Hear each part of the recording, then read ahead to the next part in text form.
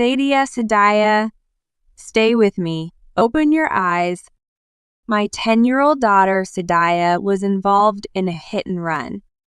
When I found my child, who had been left alone for a while in a place no one was passing, I felt a chill down my spine and a shiver all over my body.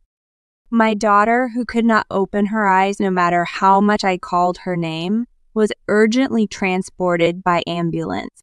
I won't forgive the person hitting and leaving my Sadia. When I contacted my husband, he declared in an angry tone, "Who is the culprit who hit and ran our daughter? Can the perpetrators be sanctioned?" But the identity was too surprising. I hope you will stay with us for the reveal. My name is Madeline. I'm a 35-year-old housewife. We are a family of 3, my husband Hildred and daughter Sadia. We have built a calm and happy family in an ordinary household. I believe that this happy life would last forever. One evening, I noticed that Sadia never came home. Sadia doesn't go to cram school or lessons. It was long past the time to leave school. I wonder if she's still playing with her friends. With that in mind, I tried calling my daughter's kid's cell phone, but there was no response at all. I had a bad feeling, so I searched for the location of Sadia's phone with the GPS function and went to the location. When I got to the pinned location, I found my daughter lying on the road, covered in blood. Her phone was lying near it with a cracked screen. Sadia, I ran to her and picked her up, but Sadia was unconscious and showed no sign of opening her eyes, no matter how much I called her name.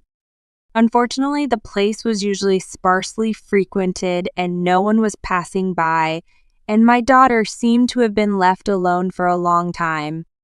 Anyway, I got into an ambulance with my daughter and was taken to the hospital in an emergency. Sadia, stay with me. Open your eyes. I was holding her little hand as I called out to her hard. However, his hands did not move at all, and her face was so pale. Your daughter is in critical condition. We will perform surgery immediately. Once we arrived at the hospital, emergency surgery began, during which I called my husband at work. When my husband heard my story, his voice trembled with anger. I won't forgive the person hitting and leaving my Sadia. His tearful words seemed to burn with indignation.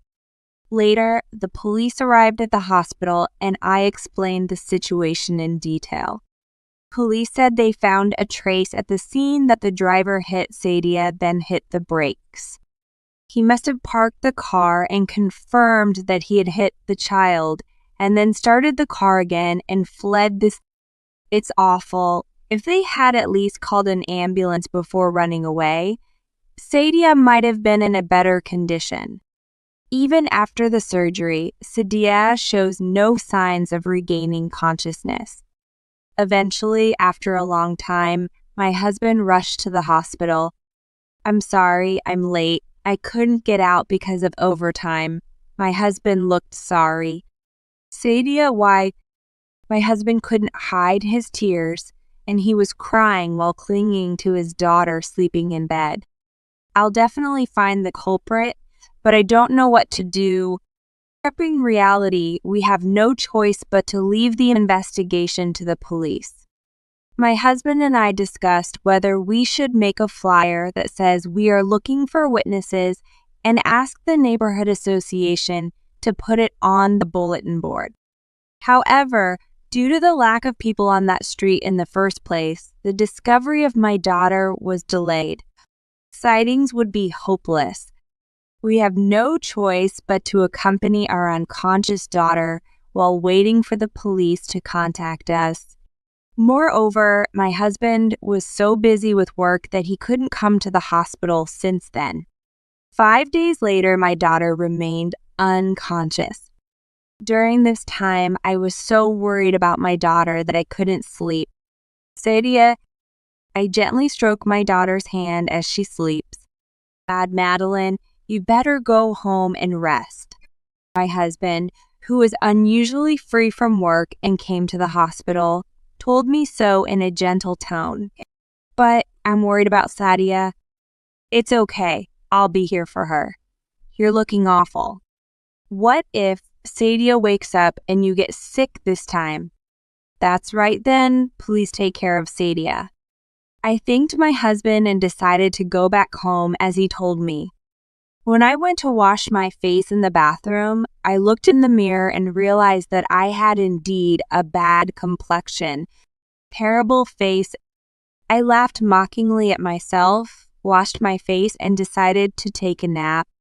However, when I was asleep for about 30 minutes, the smartphone I had placed next to my bed vibrated in response to an incoming call. Hello? When I picked up, it was from the staff of the hospital where my daughter was hospitalized.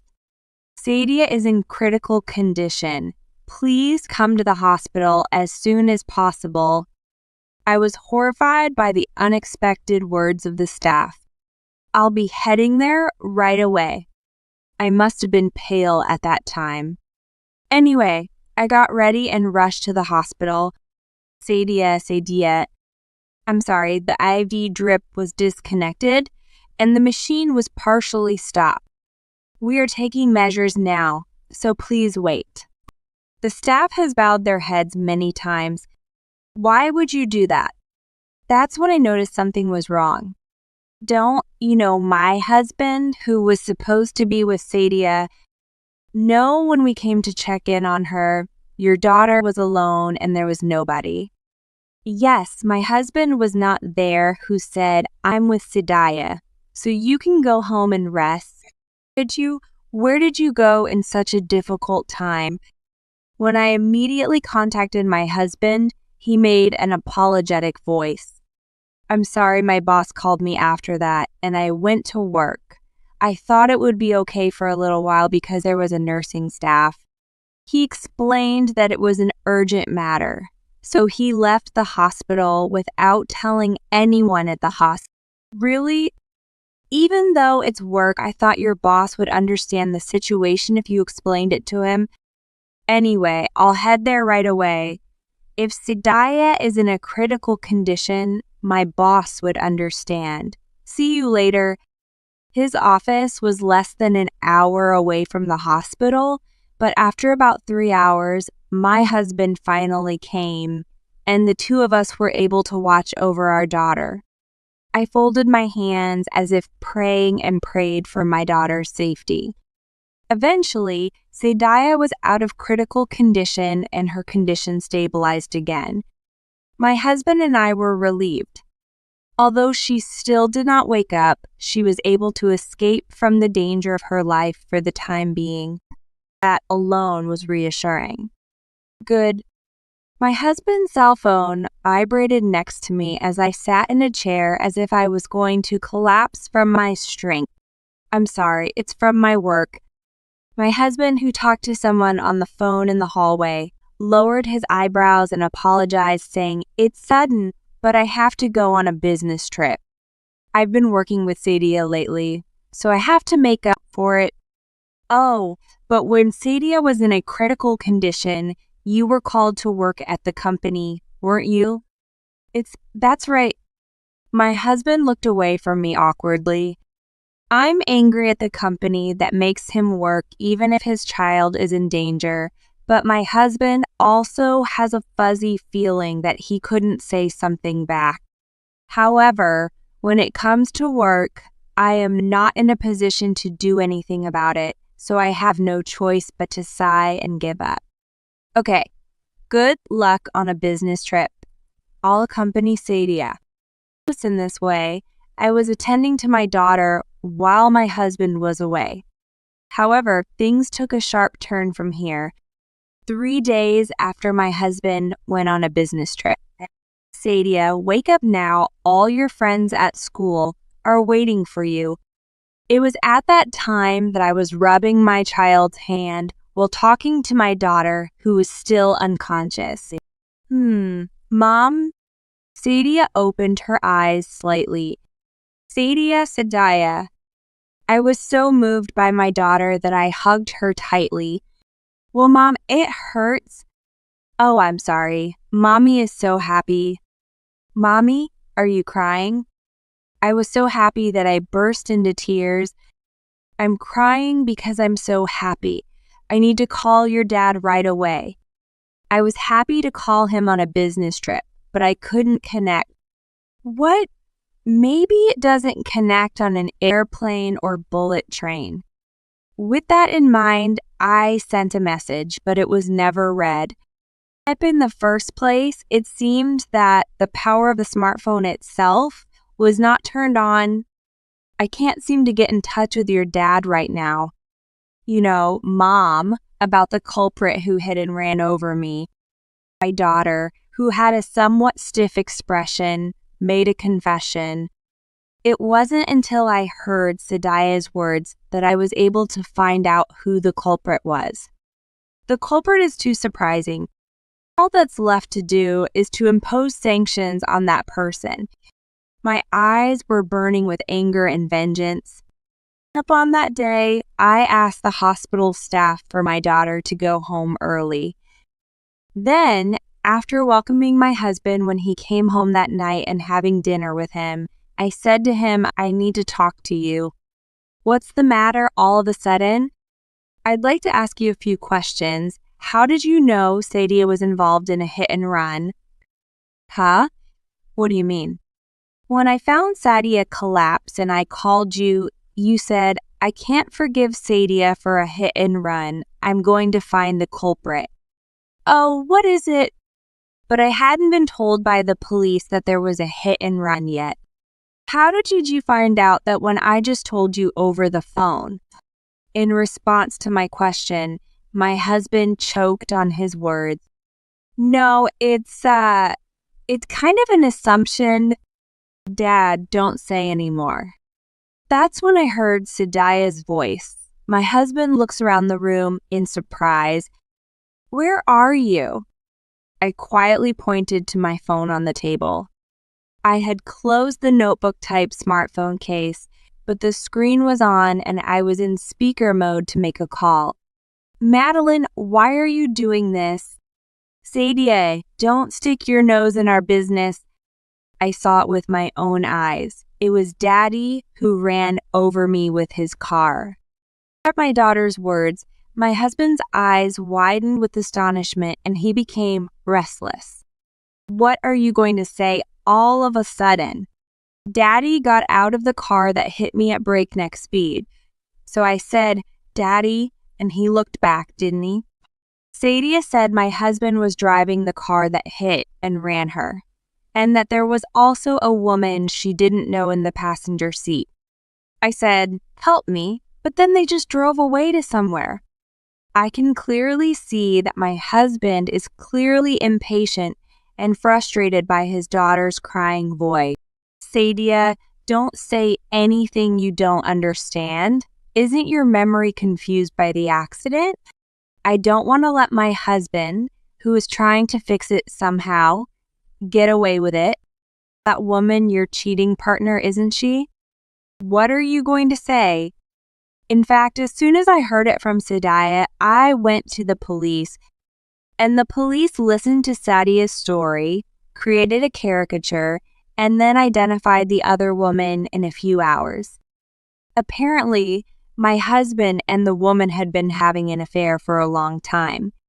The police will come to you soon, so be prepared. I thought Sadia wouldn't survive when she hit her head like that. I thought that even if she survived, her memory would be skipped, but I was caught off guard. My husband is biting his nails and looking frustrated. And he said a ton more. I switched off the machine when I accompanied her to the hospital just in case. And when she was critical, I thought it would be over. I was speechless with shock. My daughter is also muttering in a trembling voice on the other end of the phone, no way. That's understandable though. Her father didn't care about his daughter's life. I managed to keep my composure and asked my husband, why did you drive over Sadia? During my drive date, the woman sitting in the passenger seat touched me in a weird place, so my hand went crazy. It was a place where there was almost no traffic, and it was Sadia's fault standing there like that. My husband turned back on the chair and grabbed the cup he had in his hand and had some water. Yes, you met the woman when you didn't come to the hospital saying works or business trips. What? Are you angry? It's your fault. You don't care about me at all, and you're getting older and less attractive. I sighed loudly at my husband's bastard reply, wondering what my marital life had been like so far. Yes, I understand. Divorce me, I'll get custody, so I'll charge alimony and child support, rather than anger towards my husband. Sadness or resignation dominates my body. There is no way we can stay married as a couple. Hold on. I'm gonna break up with that woman, so please don't divorce me. What are you talking about now? Because if the company finds out about the divorce, it will affect my career, and I don't want that. How self-centered is my husband, who suddenly clings to me? I looked at him with cold eyes, as if I were looking at something pitiful. It's not just about cheating. You hit your own daughter with your car and ran away. I got just a little scared and ran away. You risked your own daughter's life, and I can't be with a man like that any longer. Daddy, I hate you. My husband was distracted by Sadia's crying words to squeeze out. In addition, I showed them what was on the table. I've recorded all the conversations so far, and you can use them as good evidence. What the hell? Give it to me. My husband gets upset, grabs me, and tries to take away the voice recorder. Then a police officer who was waiting in the next room rushed into the room, and my husband was screwed to the floor. Screw you. And my husband, who was seized by a police officer, exposed his true nature and hit the floor with his fist in frustration. Well, from here I will talk about what happened after. My divorced ex-husband was arrested for killing Sadia in hit and run. As a result of the trial, it was found that he had run away knowing that her life would be in danger if he left her there, and that he had calculated she would be in coma when she got accompanied to the hospital, and that he had been sent to the jail. Pete, the hostess, his cheating partner who was sitting in the passenger seat, was also arrested and charged with a crime. My daughter and I received alimony from my husband and his cheating partner, as well as child support for disposing of our home. For a while, the two of us started living alone. Hey, Sadia, don't you regret not being able to see your daddy? I'm sorry I made you feel bad. I showed my concern for my daughter, but she didn't need that. Oh no, I hate my dad, who does terrible things to me. I'd rather go back to school and hang out with my friends as soon as possible. I couldn't help but smile at my daughter, who said it so easily. However, she's only 10 years old. There is a possibility that she pretends to be strong, and we will need to continue to take care of her mental health. And this is how the series of hit-and-run incidents ended. From now on, I will live with my daughter,